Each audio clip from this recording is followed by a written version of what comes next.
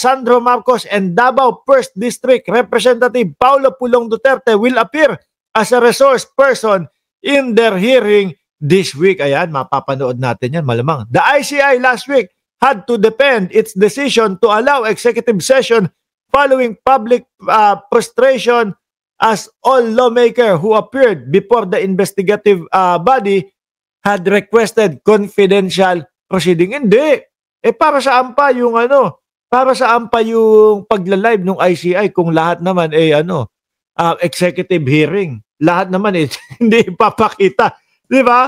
Nandiyan na, all the way na kayo No, ilatag nyo na para wala nang iniisip ang mamamayang Pilipino at para hindi na din iiyak yung INC. Sabi ni Sir Eseng Mariano, kung tinatamaan kayong mga INC, ay sorry naman sa mga INC, isip-isip kung nasa tamang doon ba kayo, sabi ni Sir Eseng Mariano. Ayan mga bossing. Handa, ready. Isama nyo na pati, mga kababayan. Si Martin Romualdez, lagi namang po ready yun sa pag-attend sa ICI mga kababayan Sino lang po ba yung mga natatakot dyan? Hindi yung mga yung mga talagang may mga ebidensya laban po sa kanila. Pero ito si Kong Sandro, malabo mga bossing. Sabi ni Dayan Asuncion, hindi yan sisipot si Pulong. Bakit? Kasi hindi maipaliwanag yung 51 billion. Magtataka ka din kasi mga bossing, no?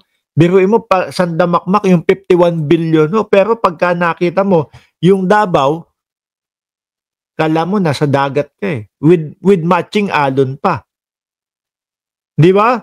Sabi ni Greg Bora, what's up? Watching from California, 950-20. Hindi po ba kayo doon sa 9210, Beverly Hills? ICI, pati si Pulong at si Sandro, inimbitahan na din po, mga kababayan. Anyway, lagpasan na natin yan. Ito yung talagang dapat po ang iniimbitahan ng ICI, mga bossing. Wala pong iba kundi si Chis Escudero. Nabanggit na naman po ang pangalan ni Chis Escudero, mga bossing, patungkol po sa insertion na naman. Ito, si Yusek Bernardo. Sometime in 2013. Maynard Ngu is a Pero and Maynard Ngu. I met Maynard Ngu at the Manila City Hall during the term of Mayor Erap, and I was the city engineer of Manila sometime in 2013. Maynard Ngu is a familiar figure in a social political circles, as he would be handling substantial donations to politicians during election season, including the distribution of mobile phones. During the 2020... Tama ba yung yung mobile phone ni Maynard Ngu is Cherry Mobile? Di ba? Cherry Mobile, di ba, mga boss? To national elections, Maynard Ngu approached me and asked for help in raising campaign funds. I and other DPWS officials assisted Maynard Ngu in raising campaign funds. These frequent interactions with Maynard Ngu at the court helped me in building our mutual trust with each other, especially in favor of Senator Escudero, whose interest Maynard Ngu was actively promoting. Maynard Ngu was appointed Special Envoy to China for Trade, Investments, and Tourism in 2023. Okay. When Senator Chis Escudero... Parang yung Maynard Ngu ang sinasabi na bagman ni Chis Escudero. Hindi porket kasapi kayo ng isang sekta ay, asa na ba yun? Sunod-sunuran na kayo kung ano ang sabihin ng inyong mga leader. Sabi ni Antero Reforma. I became Senate President in 2024. Maynard Ngu approached me and asked for a list of projects for Senator Chis Escudero. Thereafter, sometime in November 2024, I asked Engineer Opolencia to prepare a list of projects for... Talagang puro Chis Escudero, yun nababanggit to, mga boss. Idagdag pa natin yung 142 billion daw na insertion ni Chis Escudero, mga kababayan, na naggrabe. Kung titignan mo, kung iisa-isahin mo, mga kababayan, parang puro doon sa mga probinsya o mga lugar ng mga kapwa niya senador. At yun ay sabi kumbaga chismis lang naman mga bossing. Ang sinasabi nako, pinampalit yata yan ni Escudero doon sa mga boboto sa kanya para manatili sa pagiging Senate President.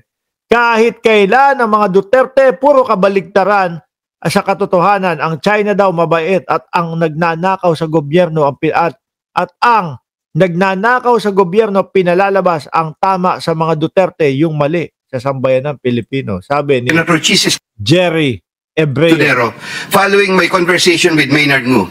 Thereafter, Engineer Opolesya submitted to me a list of projects for funding. The said projects are enumerated in a list here to attach as Annex G.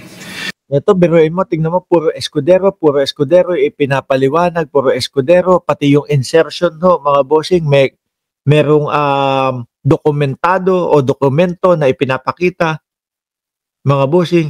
Pero yung Martin Romualdez na pilit nilang isinisiksik at pilit nilang pinagbibintangan, wala pa din silang makita talaga o wala silang maipakita, mga bossing, na ebidensya doon sa tao. Anyway, alisin na ho natin yan, mga kababayan. Dumako na tayo doon sa, nako, eto na, Bato de la Rosa na ho, mga boss. No? Bato de la Rosa, mga kababayan. Eh bakit? Tatakutin nyo na naman. Hindi, wag muna tayong dumiretso o rumekta kay Bato de la Rosa, mga bossing. Kasi po, may bagong inilabas sa kanyang Facebook page, ito pong si Senador Antonio Trillanes o dating Senador Antonio Trillanes. At ang kanya nga pong sinasabi dito, mga bossing, ay may dagdag na naman daw po na sangkot, no, doon sa ICC case. Kakapost lang ho niyan, 1 oras bago tayo mag-vlog, kakapost lang ho ni dating Senador Antonio Trillanes, mga bossing. Ay, hindi pwede nating hindi paniwalaan si dating Senador Trillanes, mga bossing. Dahil simulat sa pool pa lang ho, mga kababayan, ay kumbaga, tumatama na yung mga sinasabi nito. Umpisahan mo sa dating Pangulong Duterte, ano sabi? First batch, si dating Pangulong Duterte o first batch, si Digong. Nagkatotoo! Nagkatotoo ang mga kababayan. Hindi nga lang tumugma doon sa petsa o araw mismo nung aresto kay Bato. Sumunod, second batch, sila Bato Pic, sila Bato de la Rosa, na ang sabi ni Ping Lacson, nakausap niya daw ho. At gagalingan daw po ni Bato de la Rosa na magtago, mga kababayan. Di ba? Ngayon, eto, may mga bagong pangalan. Actually, hindi naman sila mga bagong pangalan talaga eh. Di ba? Kumbaga, naririnig na din po natin ito. At mismo kay Bato de la Rosa, ang sinabi niya, meron na pong ICC sa loob ng ating bayan. Nandun po sila sa isang hotel sa Pasay. Pinupwersa, pinipilit yung mga kapulisan na tumistigo laban sa akin. Mukhang eto na yata yung sinasabi ni Bato de la Rosa.